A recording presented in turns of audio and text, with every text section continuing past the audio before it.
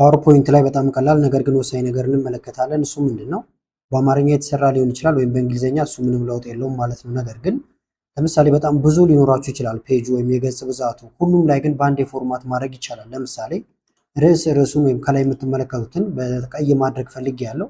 ስለዚህ እየመረጥኩኝ እያንዳንዷን ቀይ ማድረግ አይጠበቅብኝም ማለት ነው። ይሄኛውን ደግሞ ሰማያዊ ላይ አድርገው ፈልጌያለሁ። ስለዚህ ሁሉንም በአንዴ ለማስተካከል ከላይ ቪው የሚል አለ። ቪውን ትነካላችሁ። በመቀጠል ስላይድ ማስተር ይላል። ይህንን መንካት ነው።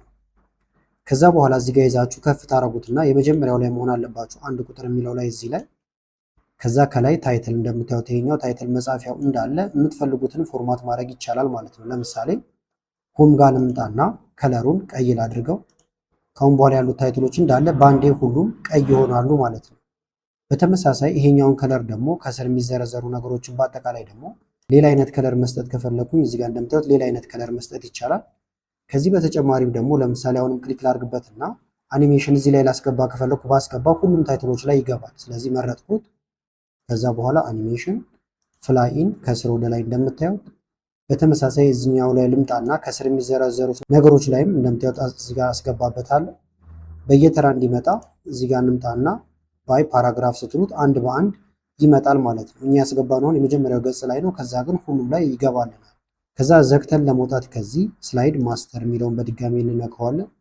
ከዛ ክሎዝ የሚላለ እዚህ ጋር ይሄን መንካት ነው። ተመልከቱት፣ ይሄ ቀይ ሆኗል፣ ይሄ ሰማያዊ ነገር ሆኗል። ባንዴ የሁሉንም የቀየረልን።